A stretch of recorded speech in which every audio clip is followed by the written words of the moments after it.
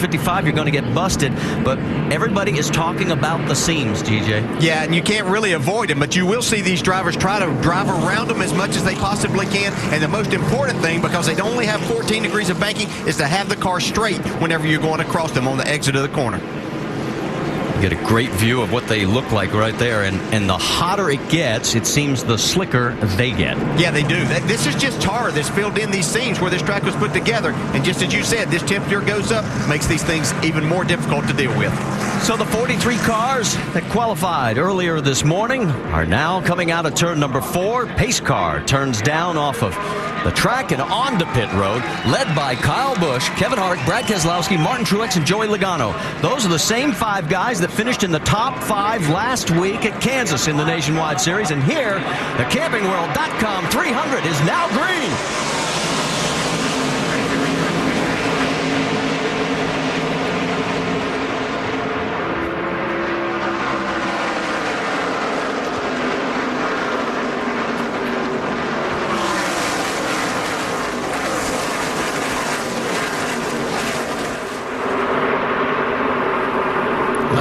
Kevin Harvick got a great run off turn 2 there. I was watching Mike Bliss get way high through turn 2, but there it is, Kyle Busch in front of Kevin Harvick. And that was after Kevin Harvick spun his tires on the start of this race, and we'll see how that plays out later on. We've seen that really have a big effect on some of these green-white checkers we've seen in the past here. Well, Kevin's already doing what he told me before qualifying. He said, watch me go. I'll probably be up in the middle of the track early. Yeah, he's actually further up than the middle. You saw Carl Edwards right there. He was all the way down on almost the apron on the front stretch. Brad Keselowski's going to try the low line to get underneath Harvick for that second position. Right now, Harvick's able to carry the momentum. Keselowski falls back into position in 3rd. Truex is in 4th. Edwards 5th. Logano 6th. Side-by-side action now as they come down the straightaway there. The 1 car of Ryan Newman. Underneath the 66 of Stephen Wallace. Here comes Reed Sorensen in the 32 trying to take a look inside as well. Justin Allgaier got the door slammed on him by Stephen Wallace as they come out of 4.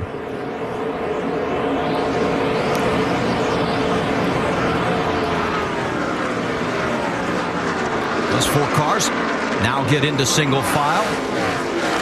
Allgaier's going to try that middle portion of the track. A little bit further back, there you see the race leaders as they come zipping by.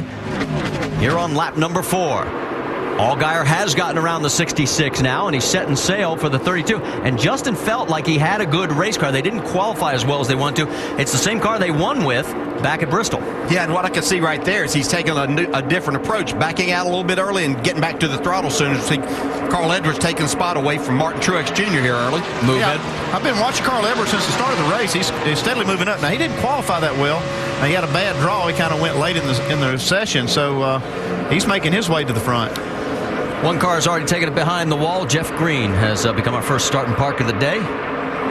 There you see Carl. He is 4th, followed by Logano in 5th. Martin Truex now in 6th. And our in-race reporters moved up to 7th, Eric Almirola.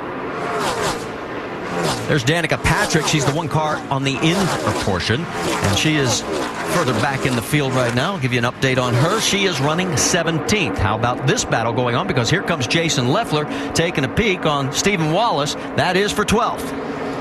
You can see the difficulty that these guys are having trying to make a pass on that bottom side. It's obviously the shortest way around, but sometimes that doesn't always work. Well, we're talking about 3 and 4 wide. Here's our first gathering and look at it as Allgaier still on the move. Gets around the 1 of Ryan Newman. And he is on the flying side of the track. That's what's so great about this track. I mean, they can run 3 wide all the way through the corner, no problem. Kevin Harvick now starting to put some pressure on Kyle Busch. Kyle still going to the bottom of the racetrack. Harvick staying up higher. Yeah, what you can do with this top side is really keep the momentum up through the center of the corner, make you a nice run off, and that makes the straightaway even longer.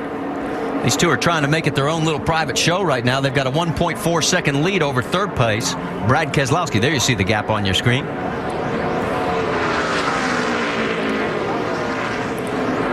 Left side of your screens, we'll go double box for you. Look at Newman coming back on the 12 of Justin Allgaier and Paul Menard. This is the battle for 8th, 9th, 10th, and 11th. You see on the right side of the screen how Kevin Harvick gets such a big run off turn 2. That's it. Probably his best part of the racetrack is getting off that corner. On bar with Harvick on the right side. Newman has cleared Allgaier on the left.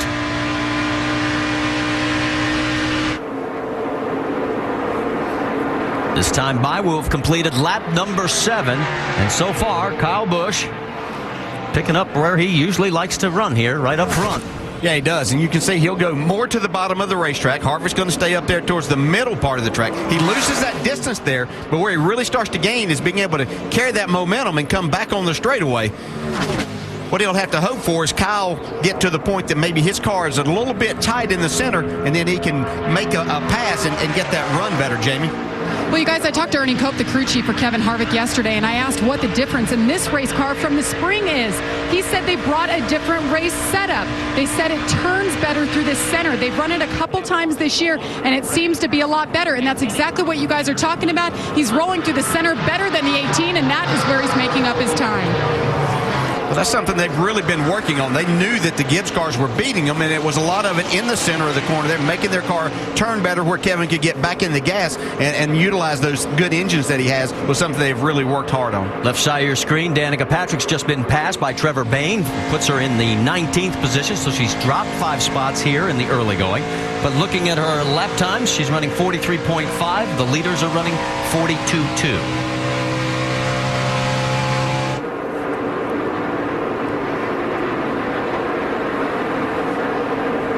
Harvick closing a little bit again as he's getting in, but can he get he's got a good run this time. Well, he's got a good run. He just knows that he's probably not going to be able to dive to the inside and anything happen from there. So he's either going to try to loosen Kyle up a little bit, or as I said, make sure to see if Kyle, now he's a lot closer this time, he might get that outside. Here we go. Coming out of 2. He may be able to do it. Kevin Harvick. Can he take over the race lead here on lap number 10? And yes, he will. That's just the way you draw it up there. You work a guy and you work that position. Now, Kyle's going to try to dive back down and see if he can maybe put a slide job on him off of 4. Now, Kevin's got too much momentum going here.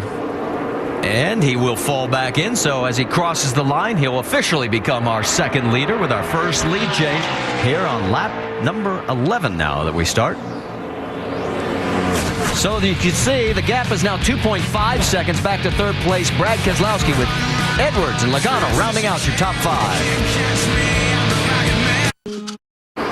Don't forget to go to Goodyear.com to show your thanks and help support our troops. Goodyear, the official tire of NASCAR.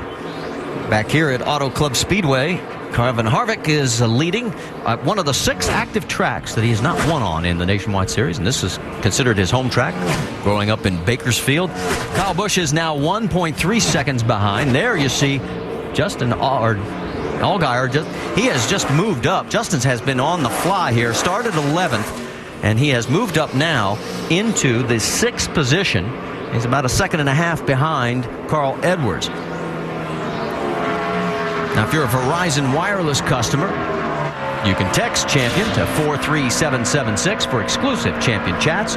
It's content from our NASCAR Now Roundtable of Experts.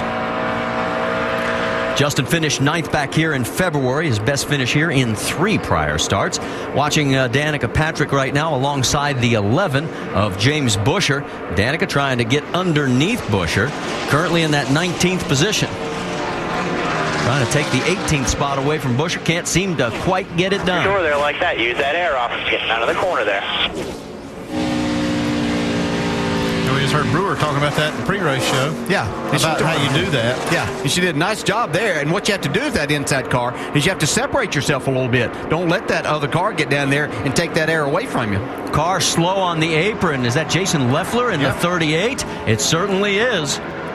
So Leffler in trouble here early. This is definitely not scheduled. Pretty quiet. Yeah, too quiet. So a tough break for Leffler. Jamie, what's going on? Guys, the team is telling me right now it has blown up, so the day is over. There's no oil pressure is what we're hearing right now. Tough weekend. It has been a tough few weeks for this 38 team and Jason Leffler. They had a terrible race car. First time they brought it to the racetrack, they were struggling to get it better. He moved up a couple positions, and now, guys, it looks like his day is over. This will be his 9th DNF of the year. It has been a very difficult year for Jason Leffler. Right now, race leader Kevin Harvick getting ready to put another car down a lap. And that'll be the 70 of Mark Green. We can also tell you several others have gone behind the wall. Kevin LePage, Danny Eflin, Brian Keselowski, Miller, Setzer, Green, all behind the wall right now. Well, Kevin Harvick definitely has this race car.